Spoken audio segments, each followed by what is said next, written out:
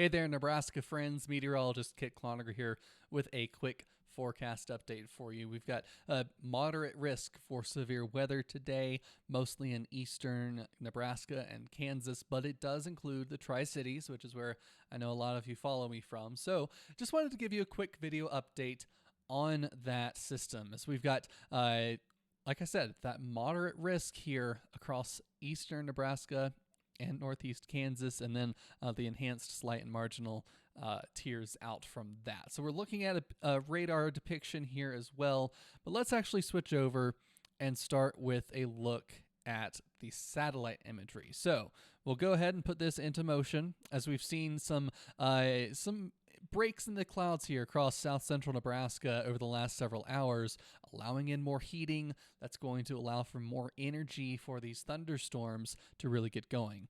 We see these cloud tops here growing over the rest of them. That's those that line of showers we saw from around Broken Bow up through the Kippahaw County area.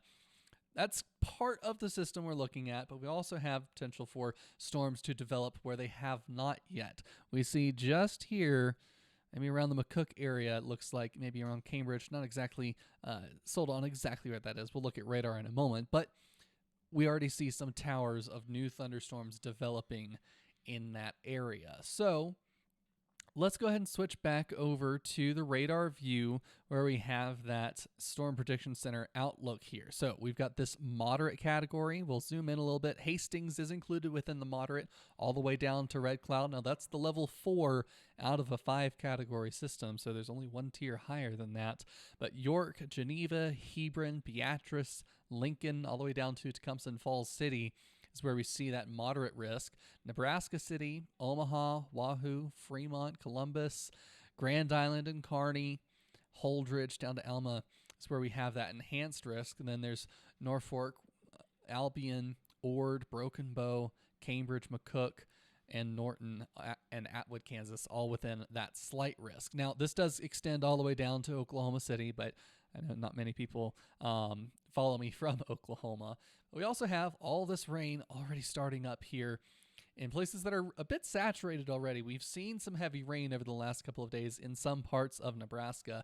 Definitely good to get rain as we are heading towards the growing season. We do need the rain in the soil. We've been fairly dry, had a very dry winter as well. So could use the rain, but this is all going to come down at once in very heavy batches. So that's not a little more than we're asking for at this point. Let's drop off the radar, though, not get distracted by any of that for the moment. We'll take off some of those storm reports, too. Let's break down the threats of this severe weather risk. So first off, we're going to look at the tornado threat. Beatrice, Marysville, Kansas, Manhattan, and Topeka, Kansas. These are the spots we have the greatest threat for tornado potential later on this evening. Now, we still have a significant threat in the Grand Island and Kearney area.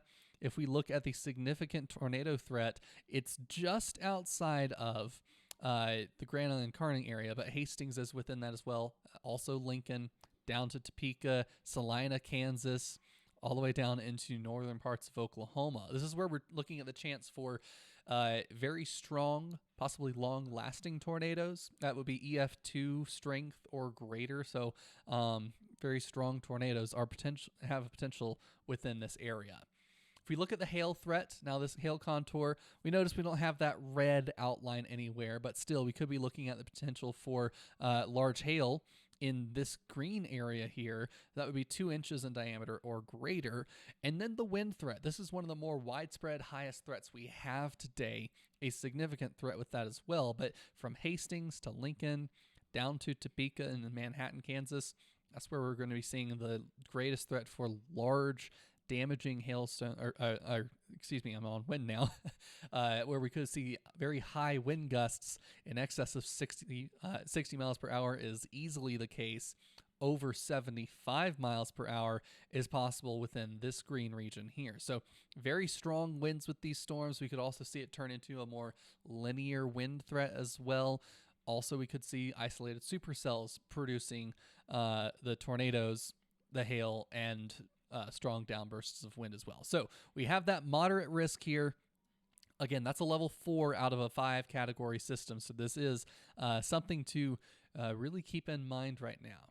Let's go ahead and put on the tornado watch, which was issued about an hour ago as of this recording. I'm recording this around 3:30 Central Time, and we'll get some of the details on this as we're looking at a chance for a few tornadoes, with a couple of them at least being strong tornadoes possible with that.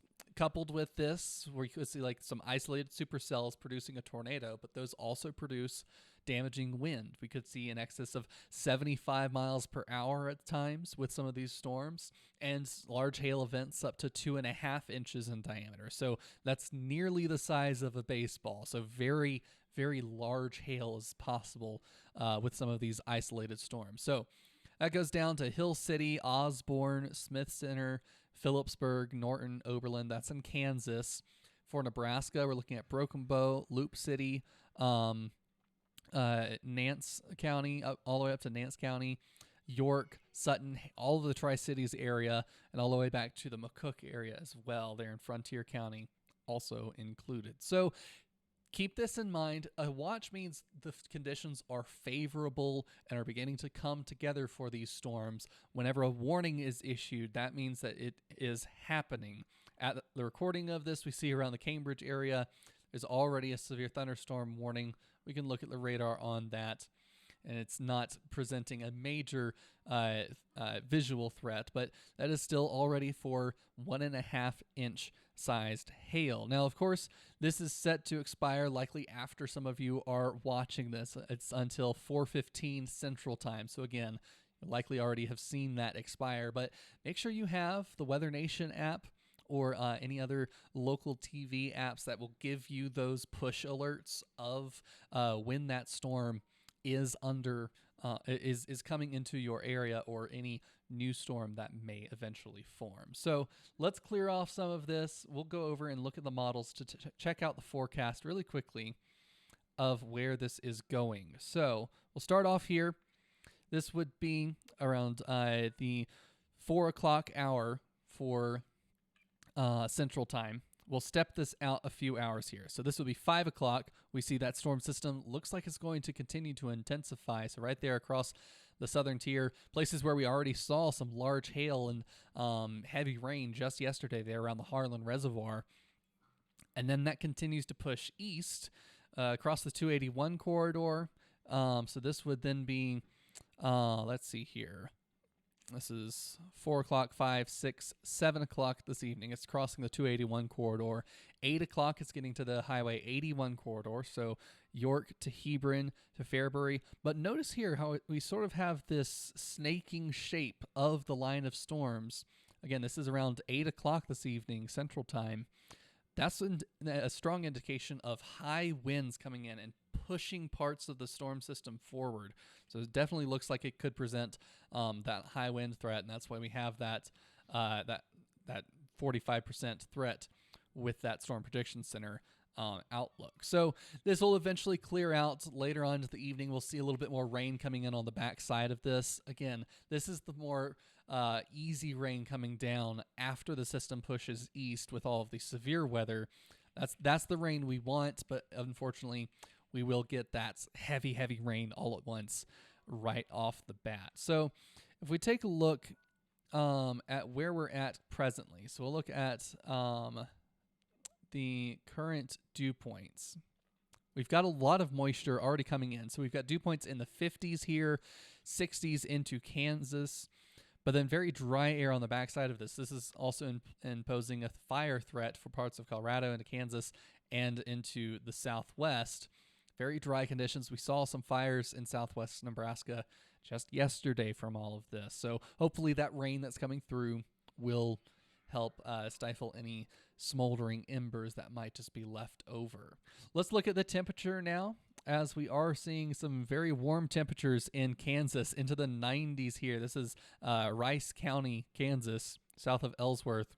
Already into the 90s down there, 80s along the northern tier of counties there in Kansas, and then 70s making their way into the Tri-Cities. So that warm air is surging north with this, going to bring in that that heat that fuels those thunderstorms, and that will be coming through over the next couple of hours. It's going to continue to warm up.